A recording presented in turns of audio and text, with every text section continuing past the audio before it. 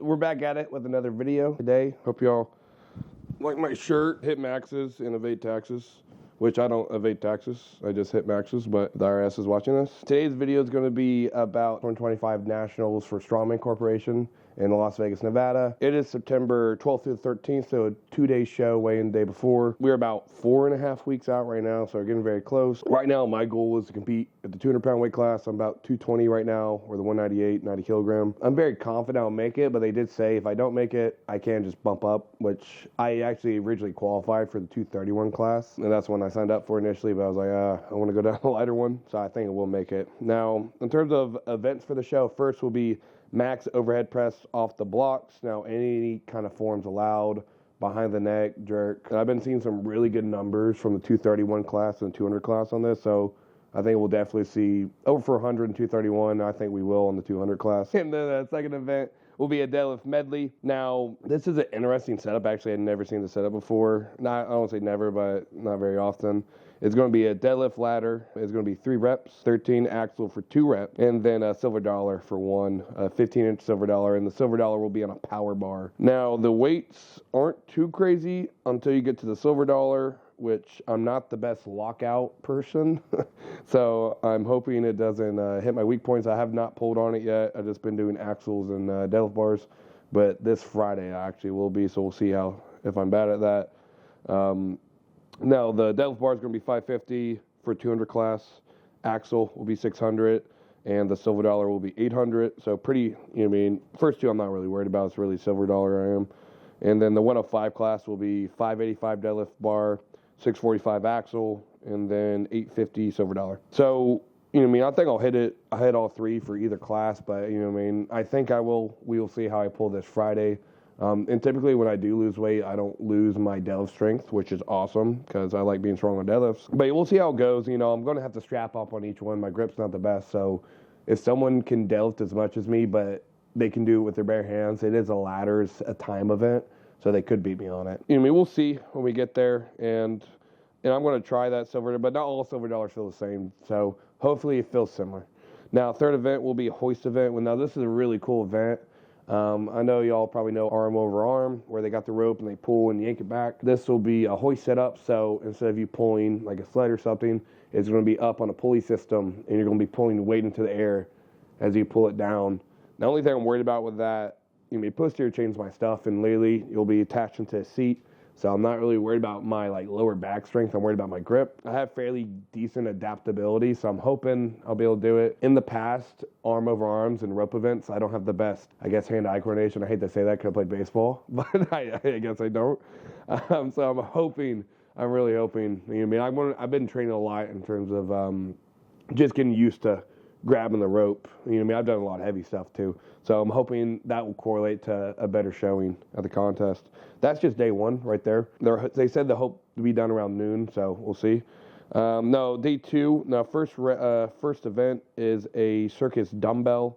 I love circus dumbbell. It will be a 12-inch. Any forms allowed. 90 kilogram class the weight will be 175, and 105 kilogram it will be 190. Either way, I'll get a decent amount of reps. I feel fairly confident on circus dumbbell, but that'll be an interesting event to see how a lot of people do. I know in the 231 class, Geoff Laney, I think that's how you say his name, he seems to be very strong at that event. He seems to be very strong on everything, so we'll see how he does on that. But I'm excited for that event. Now, 5th event will be frame carry for max distance. I suck at this. I'm nervous about this. I don't want to zero. I might, but we'll see.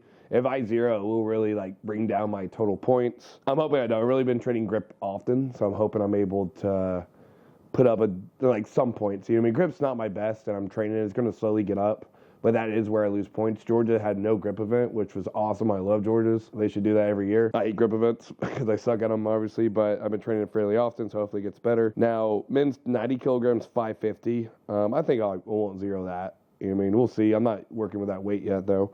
And men's 105, 590, which we'll see about that. If I have to go up to 231, we'll see if I can do the 590 Frame care, I don't know. But sixth event will be a keg over bar for reps. Now, the height's a little bit lower than you typically see, especially in amateur events. It's 50 inches for the men, 90 and 105. Usually it's 54 or 52, which is cool. And the weight for 90 is 300. And then for the 231 class, it's 325 on the keg. Either way, I feel good. I'm very confident on loads. In terms of programming, my weekly setup will be push, legs, pull. I do train 6 days a week. Now, I'll say I have a lot of recoverability right now. I'm able to get a lot of sleep. Now I'm in a caloric deficit, but one thing, my macronutrient distribution is good. So it allows me to recover a little bit better, but I'm not getting that much recovery there, so I have to get to sleep. So I got to manage stress levels throughout the day. And I am training very often. Now I am leveraging super supplements to my advantage to help my recoverability. So I have been recovering and I have been progressing while still burning fat and retaining muscle mass. So things been going well. As we get closer to the show, who knows? I might have to take a day off. I do manage my daily, if my knee hurts, I dial back, the load, stuff like that. So I'm managing any issues that crop up, because this is like a high frequency program. It's hard to recover from. So in terms of the days, my push day will be a circus dumbbell, either be a push press or a jerk day. I will be jerking in contest. And then I'll have a heavy day for that, which will be my jerk day. A lighter day will be push press. Now, I do like to have 2 days. When I'm doing overhead events, I have 2 days, one push press day, one jerking day. I find that if I take out the push press day, my jerk power does go down because I'm worried more about the catch. And I'm not really developing my actual power from the very bottom, popping up, my dip and drive. So I do leave it in there. Now, that day, on both push days, I will be hitting a circus dumbbell and the behind the neck press. Now, on the days I jerk the dumbbell, I'll push press the barbell behind the neck, and then vice versa. And they are on half volumes, which meaning I have a certain amount of volume, total reps I want for a certain percentage of a max on different movements. It's not the same for deadlift and squat. But anyway, I half that just because I'm doing both. So if I'm just doing one, then let's say it was a circus dumbbell, that's all I did that day, I'll be doing my full volume for that day. But I'm trying to do 2 things, so I got to half it. That's my morning session. Now, later in the day, around 1, I will have my accessories. Now, my push accessory day will be a horizontal press or a vertical press going off of percentages. That will also be on half volume just because, I'm working out frequently. I'm in a deficit. I can't do full volume on that.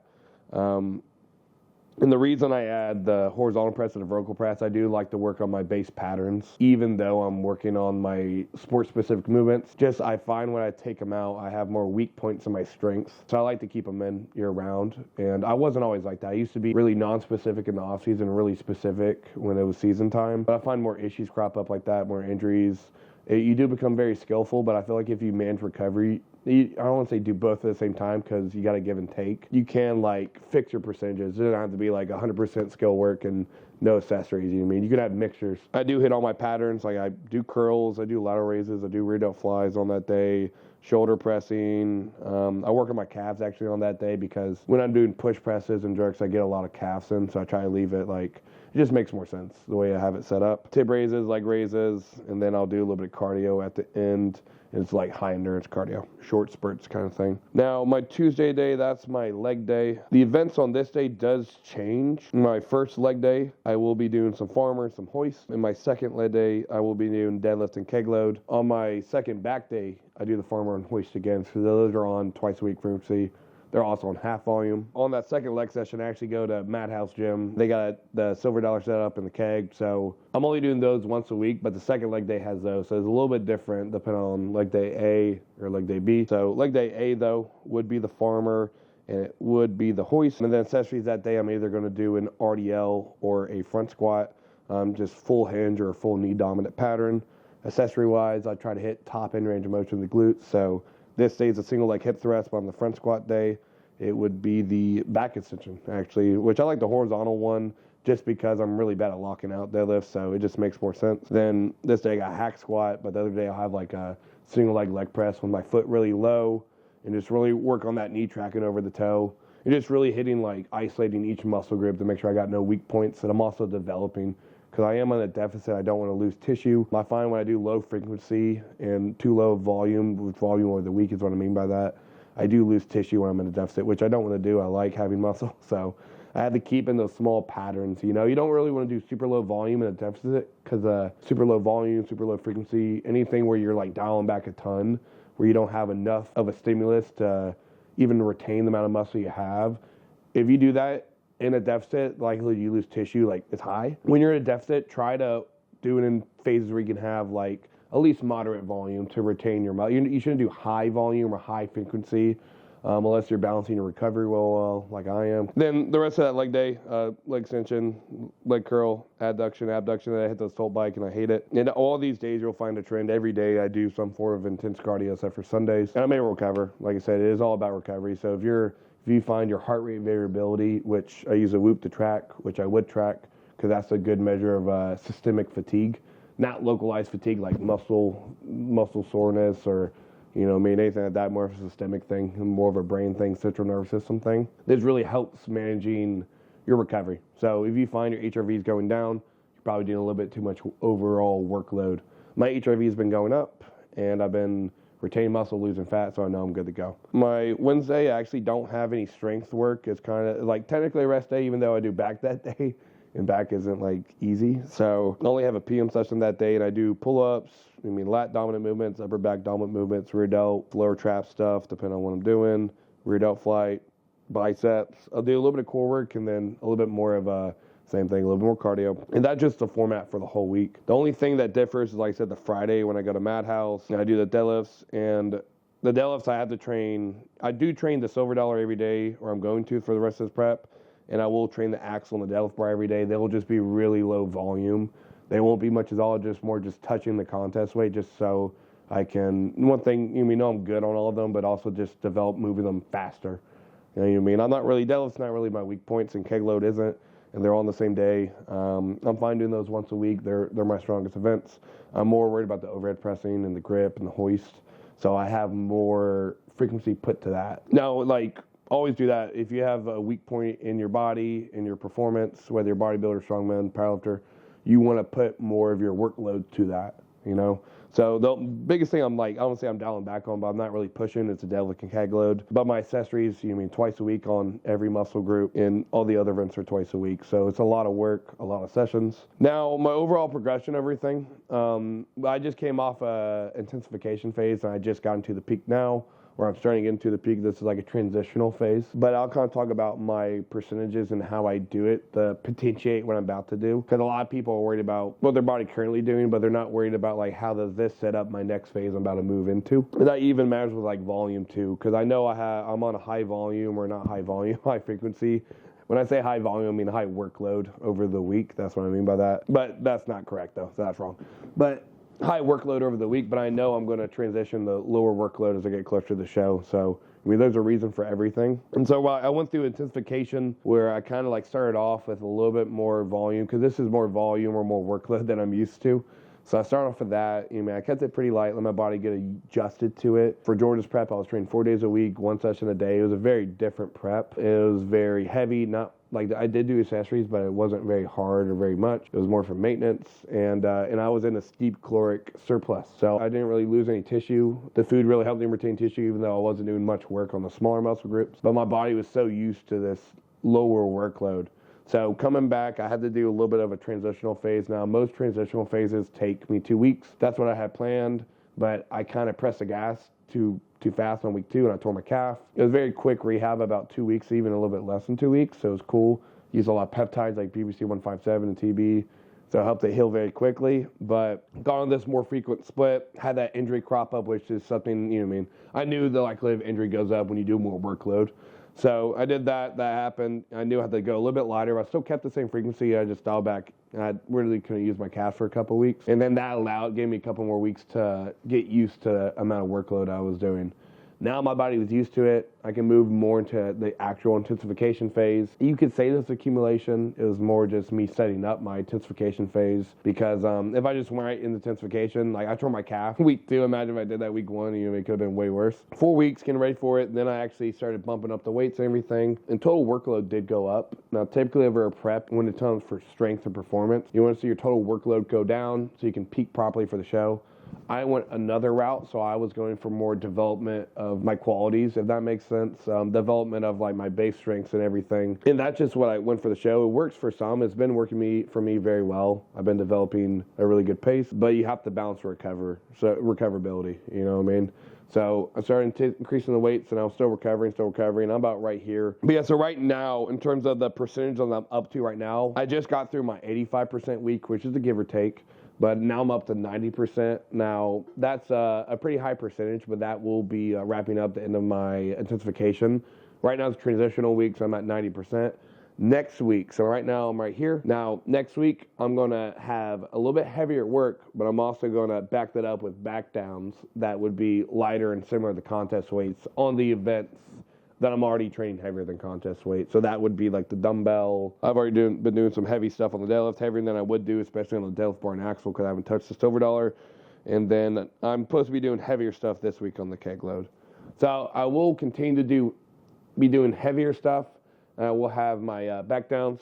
Now, the reason I do that, I do find that the heavier, those 85 to 90% really potentiate those rep out sets between 70 to 80%. What I mean by potentiate is set it up to be stronger, because a lot of people, let's say you're working up to max. Let's say you want to start at something you can do for 8 reps, and then over the weeks work down to 1 rep. That's like a normal format. So we'll have the top going up. So we'll end at 90% at the end of intensification, which is the week I'm on now.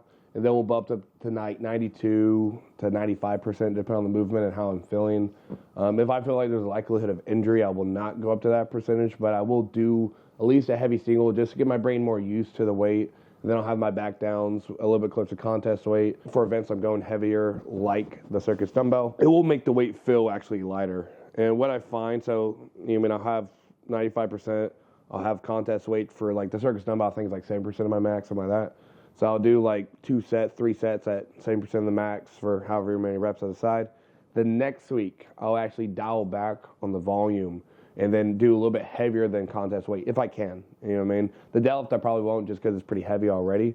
But I will do that because I want to set up for the contest. So if I do a rep out set around 2 weeks before the show, a little bit heavier when I go to the show, I do find it feels a lot lighter, and I'm a lot more confident when I'm there. And I do like that a lot. And contest weights aren't always what they say they are. Not I don't say promoters make the mistakes, but the weights aren't always calibrated. So I don't want to go there and it's actually like 180 and it was supposed to be 175. I'm like, oh my God. So I'm going to have a rep out set at 185 for 45 seconds, which is, like 5% more than it's 75% instead of 70. Heavy single, repping out contest weight. Then next week, I'll dial back the volume. So instead of doing all this volume, I'll pull back a ton. Just one full out set for 45 seconds, which I do 45 seconds. I find it's kind of like a mind effort. If you do one thing, contest weight for the full time, but even just doing it full time, it's a lot of fatigue, especially that last 15 seconds. You're trying to crank out one. So I like to do 45 seconds, and I can typically gauge like they got one more. If someone barely got 45, when they really sunk into like 47 seconds of a set, then I know they probably didn't have any more, and we can extend the pace or speed up to get more. But if they're struggling, then we wouldn't speed it up. A lot of the stuff does change on the person, but that's what I'm doing for this prep. And when I get into my peak 2, so that's next week, I will pull out the secondary days, which what I mean by that, obviously like on my push, say I do half volume on dumbbell, half volume on the behind the neck press, I'll just pull the push press version out. So I'll just do the jerks, and I'll just do the jerks on the dumbbell. So I have a full day doing jerks on the dumbbell, a full day doing jerks on the behind the neck press. And that's just because I find my push pressing abilities don't go away in 3-4 weeks. I find it stays around a while, so I'll try to keep it in there. Then when I get into the peak, I'll pull it out, and I'm going to become more specific to what I'm going to do. Also, my accessory work, I will be dialing back next week just to make more recoverability. I'm going to a show. I want to be focused on the heavier weights. I don't want to be going to sessions fatigued and tired, and I'm working out frequently. So I'd rather dial it back. I know I'm going to feel like worse in a couple of weeks because I'm cutting. So I'll be dialing back some things that's not specific to what I'm doing so I can put more effort into what I'm doing, if that makes sense. Now, in terms of total workload, now obviously it was right here, and then we increased in intensity while keeping the amount of like sets and everything the same. So that did increase the workload to a degree. It probably wasn't crazy. Now, when I get to the peak, now the week where I have the heavier single and then the back down work, that total workload for the week will actually be higher. So the workload will be like this, boom, boom, and then I'll have that week where I increase the volume just for 1 week, and then I'm going to pull a bunch of the total workload while keeping the intensity pretty high. Now, what that will do, that will cause super compensation in my body. My body will kind of over-adapt because it's a novel stimulus. It's something my body hasn't experienced before in terms of volume for this particular prep. So I've been working up the volume, boom, boom, boom, have that really high volume week, then pull it down while still staying heavy. Now, I do find that when that happens, if you time it correctly, have the week of volume, have the week of intensity with less volume, intensity still going up, maybe a slight drop, maybe, if you want to drop the volume a lot, and then you can have your taper. I find that setup right there works a lot better than if I were to run like the high volume the whole time and not have any undulation in the volume, not have any changes in my volume through the weeks. So I do have that increase and dial back, and that will help me peak properly for the show, which peaking is where every athlete's different. And I find the more advanced an athlete is, the smaller that peak is. I can sit here all day and try to guess why, but I really don't know. But yeah, so time frame could be 3 days where you're going to be stronger. It could be a week, and it'll be specific to movements too. The skill is something involved in it. So that's basically what peaking is. I'm basically in a way using my brain and my training as a way to get a little bit stronger for a short period of time. Cause I just need to be stronger for the show. I don't need to be stronger walking around. I just want to win. I don't want to be stronger picking up groceries. So we can peak it to be stronger for a short period of time. Not everyone peaks. That's not something that everyone does. I don't think Mitch Hooper peaks, or he doesn't do big peak. But he's a freak. Mitch, you don't need the peak for some shows. This show, I'm not doing it insane peak because most peaks would be low volume, low workload. I did fully peak for Georgia's. I was in a surplus, low volume. That was a peak. I was trying to be the best I can be for that show. This show, I'm still trying to be the best I can be while still developing my base qualities. That may dial back my performance, but I've been performing well. I'm not really worried about that. And everyone's circumstance is different. I might do high volume in some walking into shows. I typically try to keep the high volume, high frequency, high workload stuff in the off season. But my circumstance was a little bit special. I don't really have time for off season right now because I have nationals. So I'm actually kind of combining it with my off season right now. Now in terms of diet, obviously I'm in a caloric deficit and I've been retaining strength, so my diet must be awesome. Now right now my calories are sitting around 2,300, but that's not set in stone. One good thing about being a nutritionist and doing my own diet and everything, I can make changes a lot. I do work with other people that help guide me.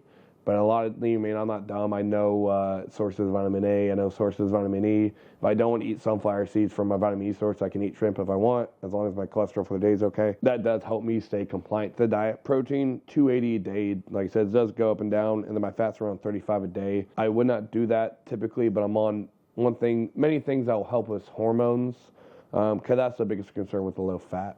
Now, I will have higher fat meals occasionally, just because a lot of cellular functions do require fat, so I will have higher fat days occasionally, or even just higher fat meals. And that just because, depending on my signs and symptoms, how I feel. Now, my carbs are a little bit under 200, which is not much at all for me. I'm in a steep caloric deficit, so I had to have some carbs. And that's actually why the fats are so low, just so I can have more carbs.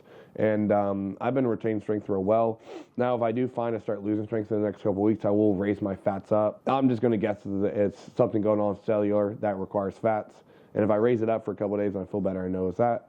If I take it down and raise my carbs up and I feel better, I know it's that. But what happens, that takes me out of deficit. You know what I mean? It is a lot of give and take with this, doing all these things. Now, in terms of meals, I'm just doing 4 meals a day, 2 protein shakes, and the 3 meals are pretty basic, just chicken and potatoes. I do keep it very basic. I got broccoli. The biggest thing is get all the micronutrients, and the only way I could do all this is by get all my nutrients, get all my sleep, get all my water, managing my stress. I do all these things in order to recover from what I'm doing. But, that's pretty much it, y'all. So that's what I'm doing for my prep. Like I said, this is a high frequency, high workload program. This isn't meant for everybody. And you have to know what you're doing to do this going to a show. If you want to try something like this, keep it for the off season. Me and my crew, we really know my recoverability and how my body works, and I get blood work often, so I'm under a microscope when it comes to this stuff, so I'm really keeping an eye on my recoverability. But if you don't have that at your disposal, the likelihood you can get away with these crazy volume programs or crazy frequency program, which I would say this is, It's very less. So always know your cards and always have someone working over you that are like watching you, making sure you're not being an idiot. Because I know if I just coached myself and no one had any input, I would be doing the craziest stuff ever. So this is all stuff with like input of others. Like, no, this is a little bit of your ego coming out. Having someone looking over you. Now, if you want to coach yourself, I just recommend just keep it basic. Like keep it 4 or 5 days a week. Don't try to do anything crazy that hasn't been done before. The only reason I would do that if you're managing everything. All right, y'all. Well, thank you for watching. Please press this right here. It's right here, right here. And then also follow me on Instagram at CoreyCarroll_PT.